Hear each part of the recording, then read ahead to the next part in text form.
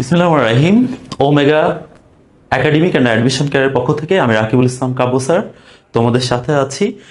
আমরা যখন ইংরেজি শিখতে যাই আমাদের সর্বপ্রথম যে ব্যাপারটা সবচাইতে বেশি গুরুত্বপূর্ণ সেটি হলো সেন্টেন্স।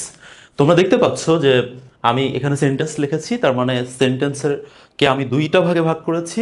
আজকে তার প্রথম ভাগ নিয়ে আলোচনা করব। তোমরা ইতিমধ্যে জানো যে সেন্টেন্সকে অর্থগত এবং গঠনগত দিক থেকে দুই ভাগে ভাগ করা হয়েছে। অর্থগত দিক থেকে সেন্টেন্সকে আমরা পাঁচ ভাগে ভাগ করি, আর গঠনগত দিক থেকে আমরা তিন ভাগে ভাগ করি, সেটা হলো সিম্পল, কমপ্লেক্স অ্যান্ড কম্পাউন্ড। তো আজকে আমি আলোচনার বিষয় হচ্ছে অর্থগত দিক থেকে যে সেন্টেন্স পাঁচ প্রকার, অর্থাৎ assertive sentence, interrogative sentence, imperative sentence, operative sentence and exclamatory sentence, এই ব্যাপারে আমি তোমাদেরকে ধারণা দিব। কারণ ইংরেজি শিখতে গেলে আমাদের সর্বপ্রথম যে ব্যাপারটা জানতে হবে যে আমাদের বাক্য গঠন করতে হবে। কারণ আমরা বাংলাদেশি, আমরা বাংলাদেশে জন্মগ্রহণ করেছি, এই ভাষাটা আমাদের অনেকের কাছেই নতুন।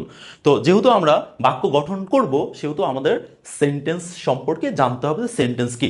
প্রথমত আমি তোমাদেরকে বলি, আমি এখানে সেন্টেন্স লিখেছি।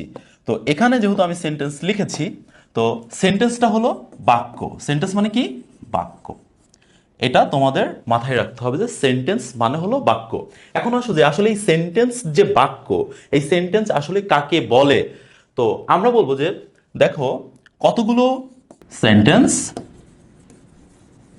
বলা হয়, সেন্টেন্স বলা হয়। তাহলে আমরা এখানে কি শিখতে পারলাম? যে সেন্টেন্স অর্থ বাক্য, আর বাক্য বা সেন্টেন্স হলো কতগুলো ওয়ার্ড, কতগুলো ওয়ার্ড, ইংরেজির কতগুলো ওয়ার্ড পাশাপাশি বসে যখন বক্তার মনের ভাব প্রকাশ করবে তখন সেটা সেন্টেন্স হয়ে যাবে। এটা আমাদের ভালো করে মাথায় রাখতে হবে। আমি আবারও বলতেছি প্রিয় শিক্ষার্থীবৃন্দু, যে কতগুলো ওয়ার্ড পাশাপাশি বসে বক্তার মনের ভাব সম্পূর্ণরূপে প্রকাশ করাকে সেন্টেন্স বলে। এটা তোমরা মাথায় রাখবা। সেন্টেন্স অর্থই হলো বাক্য। সেন্টেন্স অর্থ কি? বাক্য। এটা তোমাদের মাথায় রাখতে হবে। সেন্টেন্স হলো কতগুলো ওয়ার্ড পাশাপাশি বসে যখন বক্তাটা আসলে কে? এই যে আমি যে কথা বলতেছি, আমি যখন আমার মনের ভাব সম্পূর্ণরূপে প্রকাশ পাবে তখন সেটা হয়ে যাবে সেন্টেন্স। এটাই ছিল হলো যে সেন্টেন্স আসলে বাক্য এবং সেন্টেন্স আসলে কাকে বলে। এতটুকু আমরা জেনে গেলাম। এখন আমরা যে ব্যাপারটা জানবো, যে আমরা তোমাদেরকে বলেছি যে সেন্টেন্স আসলে অর্থগত দিক থেকে পাঁচ প্রকার। তো সেন্টেন্স যেহেতু অর্থগত দিক থেকে পাঁচ প্রকার, প্রথম যে সেন্টেন্সটা আসে সেই সেন্টেন্সের নাম হলো অ্যাসার্টিভ সেন্টেন্স। এটা তোমাদের মাথায় রাখতে হবে। সেই সেন্টেন্সের নাম হলো অ্যাসার্টিভ সেন্টেন্স। তো আমি এখানে দেখো লিখেছি যে অ্যাসার্টিভ সেন্টেন্স। এখন অ্যাসার্টিভ সেন্টেন্সটা আসলে কি এটা আমাদেরকে জানতে হবে। অ্যাসার্টিভ সেন্টেন্স অর্থ হলো বর্ণনা বা বিবৃতিমূলক বাক্য। সেন্টেন্স মানে তো বাক্য, আর বর্ণনা বা বিবৃতি, তার মানে যেই বাক্যে বর্ণনা বা বিবৃতি প্রদান করা হবে সেটা হয়ে যাবে কি? সেটা হয়ে যাবে অ্যাসার্টিভ সেন্টেন্স। সেটা হয়ে যাবে অ্যাসার্টিভ সেন্টেন্স। তো যখন তুমি যখন তুমি কোনো বক্তব্য বা তুমি কথা বলার সময় যখন কোনো বক্তব্য বা বিবৃতি প্রদান করবা সেটা হয়ে যাবে অ্যাসার্টিভ সেন্টেন্স। এটা তোমাদের মাথায় রাখতে হবে। এই অ্যাসার্টিভ সেন্টেন্সকে আমরা আবার কয় ভাগে ভাগ করি? দুই ভাগে ভাগ করি। কয় ভাগে ভাগ করি? দুই ভাগে ভাগ করি। একটা হলো অ্যাফার্মেটিভ সেন্টেন্স আর একটা হলো নেগেটিভ সেন্টেন্স। অবশ্যই তোমরা নেগেটিভ শুনেছো বা অ্যাফার্মেটিভ শুনেছো। তো অ্যাফার্মেটিভ সেন্টেন্স হলো হ্যাঁ সূচক বাক্য, অর্থাৎ বক্তা যখন কোনো কিছু স্বীকার করে নেয়, বক্তার বক্তব্যে অথবা বিবৃতিতে কোনো কিছু যখন স্বীকার করে নেয় বা কোনো কিছু যখন সে স্বীকার করে নেয় তখন সেটার নাম হয়ে যাবে কি? Affirmative sentence. আর বক্তা যখন কোনো কিছু অস্বীকার করে, বক্তার বক্তব্যে যখন বক্তা কখনো কোনো কিছু অস্বীকার করে সেটা হয়ে যাবে না সূচক বাক্য। এখন দেখো আমি এখানে তোমাদের একটা এক্সাম্পল দিয়েছি যে হ্যাঁ সূচক বাক্য, হি রিডস দ্য বুক। সে বইটি পড়ে। বক্তা যখন বলতেছে, আমি যখন বলতেছি কথাটা, তখন আমি ক্লিয়ার করে বললাম হি রিডস দ্য বুক। তার মানে কি? সে বইটি পড়ে। সে কি করে? সে বইটি পড়ে। অর্থাৎ এটা অ্যাফার্মেটিভ সেন্টেন্স। এরপরে তোমাদেরকে যেটা জানতে হবে সেটা হলো নেগেটিভ সেন্টেন্স। একই কথা দেখো, অ্যাসার্টিভ সেন্টেন্সকে আমরা দুই ভাগে ভাগ করি। একটা হলো অ্যাফার্মেটিভ সেন্টেন্স আর একটা হলো নেগেটিভ সেন্টেন্স। এটা খুব ভালো করে মাথায় রাখবা। নেগেটিভ অর্থ হলো না সূচক। নেগেটিভ অর্থ কি? নেগেটিভ অর্থ হলো না সূচক বাক্য। তার মানে কি? বক্তা কোনো কিছু অস্বীকার করবে। যেমন আমি এখানে লিখলাম Kabya is not an intelligent boy. কি লিখেছি? Kabya is not an intelligent boy. তার মানে কি? কাব্য একজন বুদ্ধিমান বালক নয়। তার মানে আমার নাম কাব্য, আমি বললাম কাব্য, আমার নাম কাব্য বা অন্য যে কোনো নাম দিয়ে আমি বলতেছি Kabya is not an intelligent boy. তার মানে কাব্য একজন বুদ্ধিমান বালক নয়। বক্তা তার কথার মাধ্যমে বলার চেষ্টা করলো যে কাব্য বুদ্ধিমান বালক নয়। আমরা যদি বলতাম কাব্য ইজ আনইন্টেলিজেন্ট বয়, তাহলে কি হইতো, এটা আমরা স্বীকার করে নিতাম, তখন সেটা অ্যাফার্মেটিভ সেন্টেন্স হইতো। আমার মনে হয় তোমরা এটা বুঝতে পেরেছো যে অ্যাফার্মেটিভ সেন্টেন্সটা কি আর নেগেটিভ সেন্টেন্সটা কি। আমরা সেন্টেন্সকে যে 5 ভাগের কথা বলেছি, প্রথম ভাগটার নাম ছিল হলো অ্যাসেরটিভ সেন্টেন্স, আর অ্যাসেরটিভ সেন্টেন্সকে আমরা 2 ভাগে ভাগ করেছি, একটা হলো অ্যাফার্মেটিভ সেন্টেন্স আর একটা হলো নেগেটিভ সেন্টেন্স। এটা তোমাদের মাথায় রাখতে হবে। অ্যাফার্মেটিভ সেন্টেন্সটা হলো হ্যাঁ বোধক আর নেগেটিভ সেন্টেন্সটা হলো না বোধক, এটা তোমাদের ভালো করে খেয়াল করতে হবে। এরপরে আমরা তোমরা যেটা করব সেটা হলো অ্যাসেরটিভ সেন্টেন্সের যে 5টা টাইপসের কথা বলেছি, তারপরে সেকেন্ড যে সেন্টেন্সটা আছে সেটার নাম হলো ইন্টারোগেটিভ সেন্টেন্স, এটা হলো প্রশ্নবোধক বাক্য। এই ইন্টারোগেটিভ সেন্টেন্সটা সম্পর্কে তোমাকে প্রথমে খুব ভালোভাবে জানতে হবে। সেটা হলো যে ইন্টারোগেটিভ সেন্টেন্সটা আসলে কি। ইন্টারোগেটিভ সেন্টেন্সটা হলো প্রশ্নবোধক বাক্য, এটা মাথায় রাখতে হবে। যখন তুমি প্রশ্ন করবা, কাউকে প্রশ্ন করবে, তোমার নাম কি, তোমার বাসা কোথায়, তুমি কি করো, এই যে যখন আমি প্রশ্ন করব তখন সেটার নাম হবে কি ইন্টারোগেটিভ সেন্টেন্স। এই সেন্টেন্সগুলো, এই বাক্যগুলো কি হয়ে যাবে ইন্টারোগেটিভ সেন্টেন্স। প্রিয় শিক্ষার্থী ভাই বোনেরা, তোমাদেরকে যেটা মাথায় রাখতে হবে সেটা হলো ইন্টারোগেটিভ সেন্টেন্স হচ্ছে প্রশ্নবোধক বাক্য। এখন এই সেন্টেন্সটা আসলে কিভাবে শুরু হয়, প্রথমত এই সেন্টেন্সের কাজ হলো তোমরা কিভাবে ইন্টারোগেটিভ সেন্টেন্সটা বুঝবা যে এটা আসলে ইন্টারোগেটিভ সেন্টেন্স। এটা বুঝতে হলে তোমাকে যেটা প্রথমেই দেখতে হবে অক্সিলারি ভার্ব অথবা হেল্পিং ভার্ব। কি অক্সিলারি ভার্ব, অর্থাৎ তোমাকে আমি যেটা দেখাচ্ছি সেটা হলো ইন্টারোগেটিভ সেন্টেন্সের অক্সিলারি ভার্বটা। এখন এই যে অক্সিলারি ভার্ব এবং হেল্পিং ভার্ব, এটা দিয়ে বাক্য শুরু হয়। কি দিয়ে শুরু হয়, অক্সিলারি ভার্ব বা হেল্পিং ভার্ব। এরপরে কি আসে মডেল অক্সিলারি ভার্ব, এগুলো দিয়ে কি হবে শুরু হবে, অথবা থাকবে ডব্লিউএইচ কোশ্চেন। কি থাকবে, ডব্লিউএইচ কোশ্চেন থাকবে।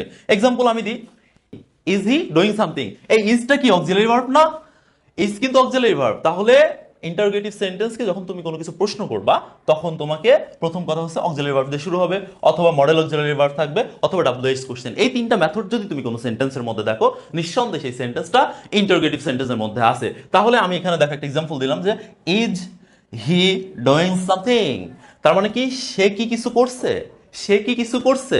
আমি যদি ইজটাকে দেখো সাবজেক্টের আগে নিয়ে এসেছি, ইজটা কি করেছি সাবজেক্টের আগে নিয়ে এসেছি, যেটা এখানে অক্সিলারি ভার্বটাকে আমি সাবজেক্টের আগে নিয়ে এসে এটা সরাসরি প্রশ্ন করে ফেলেছি। এরপরে আরেকটা এক্সাম্পল দেওয়া যায় যে শুড ইউ গো দেয়ার, তোমার কি সেখানে যাওয়া উচিত, শুড ইউ গো দেয়ার, তোমার কি সেখানে যাওয়া উচিত। এরকম কোনো কিছু যদি তোমরা দেখো, প্রথমত তোমাকে মানতে হবে, তোমাকে বুঝতে হবে যে auxiliary verb, modal auxiliary verb এবং ডব্লিউএইচ কোশ্চেন এগুলো যখন থাকবে কোনো সেন্টেন্সের মধ্যে সেটা ইন্টারোগেটিভ সেন্টেন্স হয়ে যাবে। এরপরে যেটা আসবে সেটা হলো সেই সেন্টেন্সের নাম হলো ইম্পারেটিভ সেন্টেন্স। প্রিয় শিক্ষার্থী ভাই বোনেরা, সেন্টেন্স যে 5 প্রকার, তার 3 নাম্বার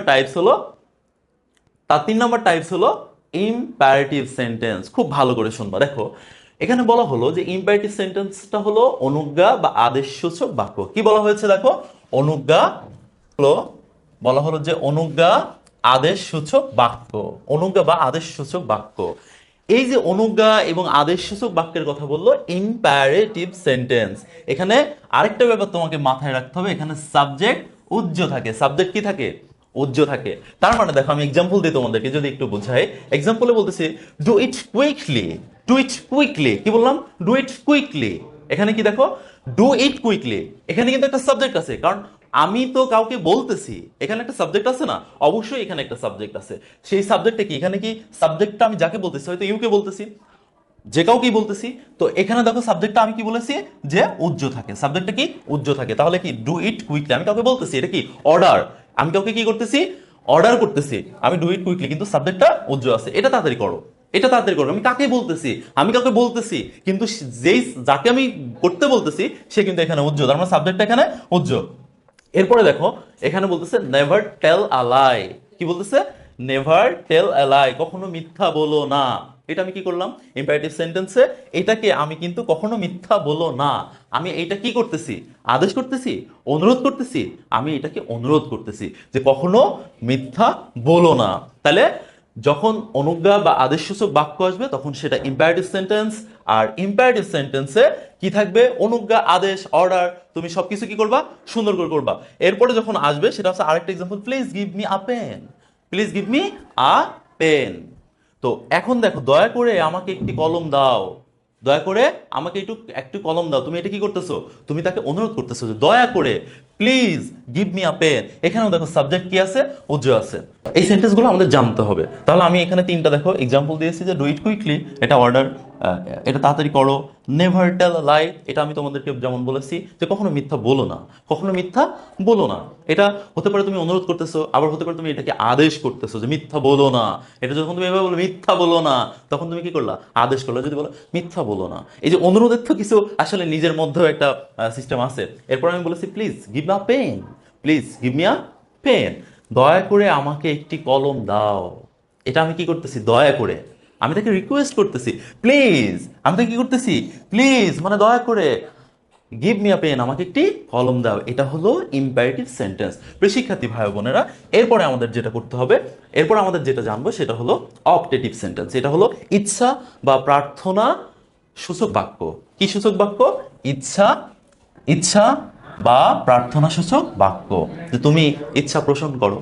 একটা কথা এখানে মাথায় রাখবা, অপারেটিভ সেন্টেন্স বেশিরভাগ সময় কি দিয়ে শুরু হবে, এই মেয়ে দিয়ে শুরু হবে। বেশিরভাগ সময় আসলে মেয়ে দিয়ে শুরু হয়। তো দেখো, তাহলে ইচ্ছা বা প্রার্থনা সূচক বাক্য, যে তুমি তুমি আল্লাহর কাছে দোয়া করতেছো, বা তোমার ইচ্ছা, হ্যাঁ তোমার ইচ্ছা আছে তুমি এটা করবা ওইটা করবা, এরকম কোনো বাক্য যখন আসবে তখন সেটা অপারেটিভ সেন্টেন্সের মধ্যে পড়বে। দ্বিতীয়ত তোমাকে আমি কিছু এক্সাম্পল এখানে নিয়ে এসেছি, তাহলে তুমি বুঝে যাবে। দেখো এক্সাম্পল আমি 1 নম্বরে যেটা করেছি সেটা হলো may you be happy in life, may you be happy in life, তুমি জীবনে খুশি হও বা সুখী হও। বুঝতে পেরেছো? তাহলে আমার কি, আমি এটা কি করলাম, আমি এটা আমি ইচ্ছা পোষণ করলাম যে তুমি কি করো, খুশি হও, আমার ইচ্ছা যে তুমি খুশি থাকো। বুঝতে পেরেছো? এরপর আমি বলছি মে গড ব্লেস ইউ, আল্লাহ তোমার মঙ্গল করুক। মে গড ব্লেস ইউ, আল্লাহ তোমার কি করুক, মঙ্গল করুক। এরপরে দেখো লিখেছি এটা হবে হচ্ছে live, live long Bangladesh, Bangladesh দীর্ঘজীবী হোক। তাহলে বুঝতে পেরেছো আমার ক্লাসে, আমি আমি আশা করি তোমরা বুঝতে পেরেছো যে ইচ্ছা বা প্রার্থনা তোমাদের মাথায় রাখতে হবে। ইচ্ছা বা প্রার্থনা সূচক যদি কোনো বাক্য তোমরা দেখো, তাহলে সেইটা অবশ্যই অপটেটিভ সেন্টেন্স হবে। আজকের ক্লাসে লাস্ট যে টপিকটা আমি তোমাদেরকে দেখাবো সেটা হচ্ছে খুব ইম্পর্টেন্ট, এক্সক্লেমেটরি সেন্টেন্স। এখানে দেখো বলতেছে এক্সক্লেমেটরি সেন্টেন্সে আবেগ বা বিস্ময় সূচক বাক্য। তোমার অনেক আবেগ থাকবে, আবার তোমার বিস্ময় থাকবে। এটাকে কি বলা হচ্ছে, এটাকে বলা হচ্ছে এক্সক্লেমেটরি সেন্টেন্স। প্রিয় শিক্ষার্থীরা, এই এক্সক্লেমেটরি সেন্টেন্সটা তোমাকে জানতে হবে, কারণ আমরা অনেক সময় আবেগে আপ্লুত হয়ে যাই, অনেক কষ্ট পাই। হ্যাঁ, তো আমাদের এটা বুঝতে হবে। দেখো, যখন তোমরা এক্সক্লেমেটরি সেন্টেন্স চিনবা তখন অবশ্যই আবেগ এবং বিস্ময়সূচক বাক্য হবে, বিস্ময়সূচক বাক্য হবে। কিন্তু এর মধ্যে একটা জিনিস তোমাকে খুব সুন্দর করে মাথায় নিতে হবে, সেটা হলো এই যে আলাস, হুরে, হোয়াট, হু, আহ। চলো আমরা একটু উদাহরণের মাধ্যমে একটু জেনে আসি। দেখো আমি এক্সাম্পল লিখছি, hurray we have won the match, hurray we have won the match. আমরা অনেক সময় ক্রিকেট খেলি, যখন আমরা অনেক সময় ক্রিকেট খেলে আমরা ম্যাচ জিতে যাই, তখন একটা আনন্দের সাথে বললি না, দেখো এখানে কি বলছে, কি মজা, কি মজা, আমরা ম্যাচটা জিতে গেছি। এটা কি, এটা হলো তুমি কি থেকে বললা, তোমার আবেগ থেকে বললা, তুমি ম্যাচ জিতে গেছো, তুমি অনেক খুশি, অনেক খুশি। এর জন্য কি বললা, hurray we have won the match, we have won the, কি মজা, আমরা ম্যাচটা জিতে গেছি। আরেকটা এক্সাম্পল আমি তোমাকে দিব, সেটা হলো আল আস মাই কাউ ইজ, বলতেছি হায়রে আমার গরুটি মারা গেল। এটা কিন্তু দুঃখের কথা বলতেছে।